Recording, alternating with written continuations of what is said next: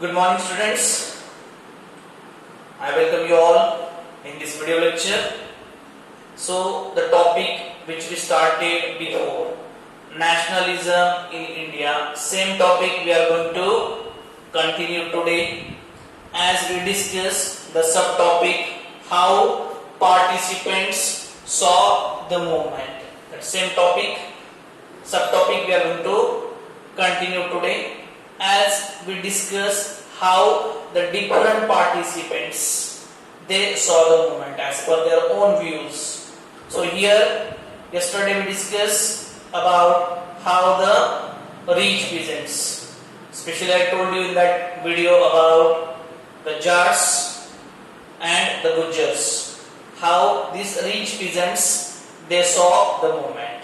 But today we are going to move further and how the poor peasantry, how the poor farmers they participated in this movement, how they saw this movement, that part we are going to see. Right. So basically this poor peasantry, they were having one demand. Already the demand is written on the board. They want lowering the revenue demand. They want the revenue which they are paying to the government, it should be less. It should be lowered by the government.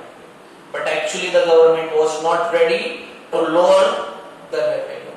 So their demand was not fulfilled by the government. So they are a little bit in trouble.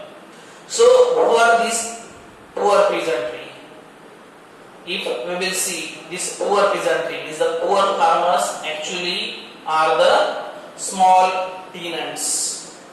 Tenants in Marathi you can call it as bhadekaru, or who are taken that land on a rent from someone else, especially from the landlords who is having a huge patches of land and they are unable to cultivate it. So obviously they are going to give to someone else for the cultivation. Right? So these poor peasantry or the poor farmers, they are going to take this land from the landlords, so they are the tenants. So this poor peasantry is nothing but they are the small tenants. As soon as they are supposed to take the land from the landlords, they are supposed to give the rent to the landlords, and as their cash income dwindled. Whose cash income? The cash income of the poor peasantry, or we can say the small tenants. As their cash income dwindled, dwindle means weak. As their cash income dwindled, they are unable to pay the rent. As the production is not there, income is not there, how they will pay the rent to the landlords? So again here they face the same thing as they face at very first about the revenue. They are unable to pay the revenue to the government. Thus, furthermore, in addition to that, again they are in a trouble due to the low income or no income at all. They are unable to pay the rent to the landlords. So they are again in a great trouble how to pay the rent, how to pay the revenue to the government. Right? I think so this part, all the point I explained to you. Let's see the another side of a board.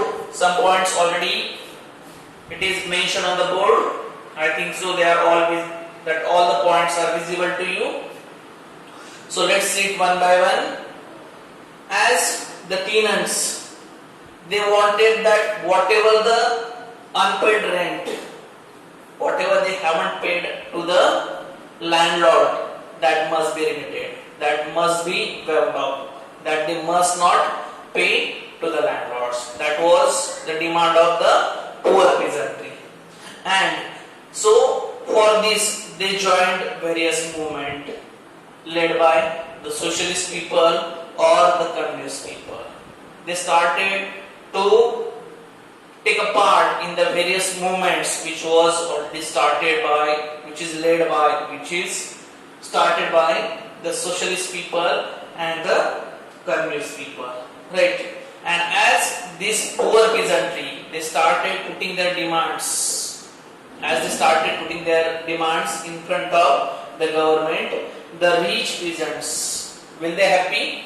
No, not at all. So the rich peasants, they upset by the demand of this poor peasantry. They are not at all happy because they are completely against, because these rich peasants are the persons who are giving their land on the rent to this poor peasantry. So they are little bit upset due to the demands, due to the movements of this poor peasantry. And even on the second last point, the Congress was unwilling to support the no rent movement. The no rent movement was started by the poor peasantry.